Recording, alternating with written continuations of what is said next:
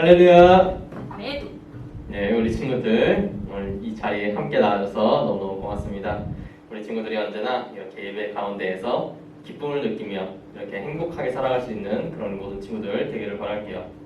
네, 오늘 말씀 가운데에서 예수님께서는 제자들을 부르고 있어요. 이 제자들은 우리가 너무나 잘 알고 있는 예수님의 12제자들 중 이제 이름이 등장하는 4명을 최초로 부르는 그러한 장면이에요. 이 장면 속에 등장하는 그들의 모습을 통해서 우리가 어떻게 살아가야 하는지, 우리가 어떤 제자가 되어야 하는지 생각해 볼 수 있는 그런 우리 친구들 되기를 바랄게요. 예수님께서는 갈릴리 호숫가로 가셨어요. 이제 호수라고 이야기를 하고 있는데 그 넓이가 굉장히 커서 어떤 사람들은 바다라고까지도 부를 만큼 큰 호수였어요. 그곳에 가니까 어부들이 있는 거예요. 큰 호수다 보니까 그곳에 있는 물고기를 잡아서 생계를 이어나가고 있는 어부들이 있었는데 그 중에 베드로가 있었어요. 주님께서는 베드로를 부르셨죠. 베드로와 안드레가 그물을 던지고 있는 모습을 보시면서 너희들 나를 따라와라. 내가 너희를 사람을 낚는 어부가 되게 하겠다. 그렇게 말하니까 그 모든 것들, 자기들이 여태까지 열심히 그물을 내리면서 물고기를 잡고 있던 그 그물과 그 배를 버려놓고 예수님을 따라가게 되었어요. 그리고 조금 더 가니까 야고보와 요한이 그의 부모와 함께 그물을 깃고 있는 것, 그물을 손질하고 있는 모습을 보게 되었어요. 그리고 그들 또한 부르게 되자 그들은 그 모든 것, 부모님과 그 모든 그물을 내어놓고 예수님을 따라 예수님과 그 말씀의 길을 이어나가게 되었어요. 여기에서 참 재미있는 게 예수님께서 그들을 부르는 순간들이에요. 예수님께서 베드로를 부르셨을 때 베드로가 무엇을 하고 있었나요? 그물을 던지고 있었어요. 즉 일을 하고 있었다는 얘기예요. 예수님께서 사람을 부르는 그 순간은 일을 하고 있는 순간일 수도 있고 그렇지 않을 때도 있다는 거예요. 즉 내가 무엇을 하고 있을 때 예수님의 부르심이 올지 알 수 없다는 거죠. 그 순간도 이제 알 수가 없고 그때가 내가 원하는 때인지 또한 내가 그 부르심에 대해서 생각이라도 한 적이 있는지 그것과 상관없이 예수님의 부르심이 있을 수가 있는 거예요. 베드로가 예수님의 제자가 되는 걸 상상이라도 해본 적이 있었을까요? 예수님을 따라 살면서 예수님의 제자 된 삶을 살아가겠다.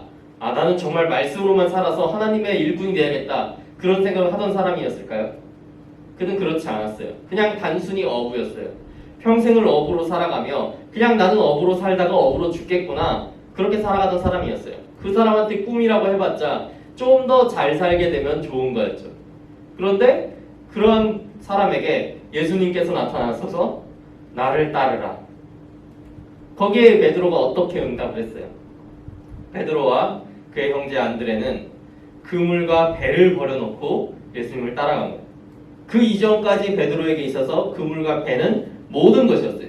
자기의 생계의 수단이고 이게 없으면 자기가 살아갈 수가 없는 자기의 생명을 부지해주고 있었던 모든 것이었어요.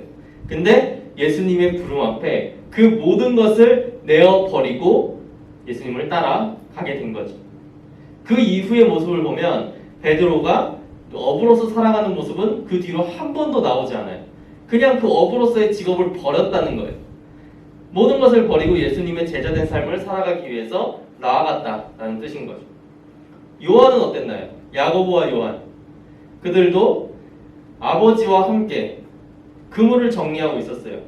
이제 그물을 정리하고 또 내일을 준비하고 있는 그러한 사람들에게 예수님께서 오셔서 너 나를 따라와라.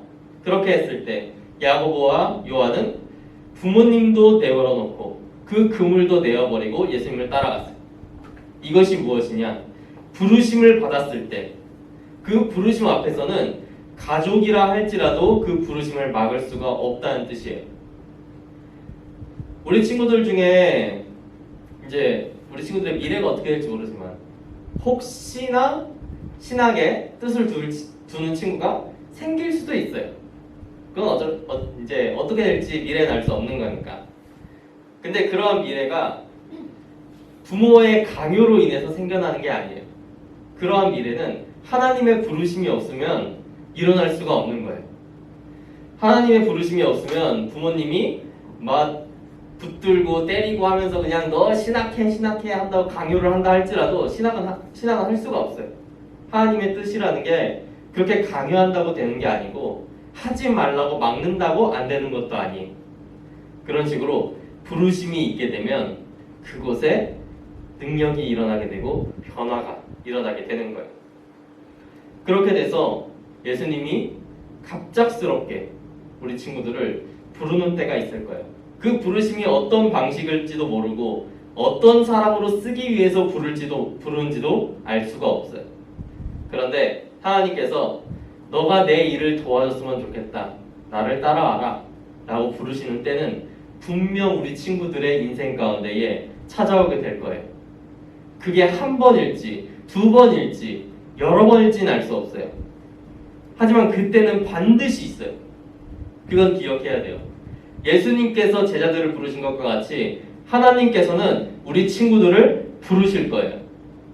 나를 따라오라. 그때 우리 친구들이 네 하나님 그렇게 응답할 수 있는 그런 친구들이 되기를 바라요.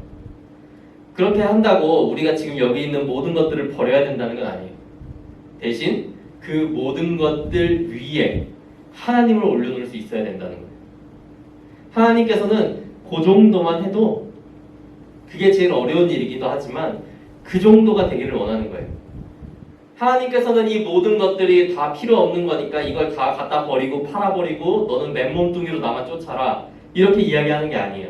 그냥 모든 우선순위 위에 하나님을 놓고 그렇게 살아라. 하나님께서 나에게 말씀하시는 그 말씀대로만 살아라. 그것이 바로 하나님의 부르심인 거예요.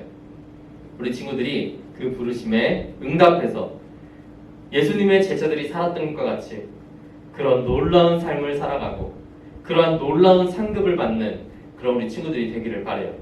12제자들 그들이 얼마나 엄청난 삶을 살았어요.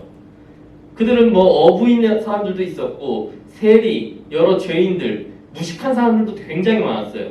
그런데 그런 사람들이 예수님의 부름을 입고 성령을 받게 되자 그들은 놀라운 능력을 받아서 12사도로서 초대교회의 시작이 되었고 놀라운 능력을 선포하는 하나님의 일꾼이 될 수 있었던 거예요.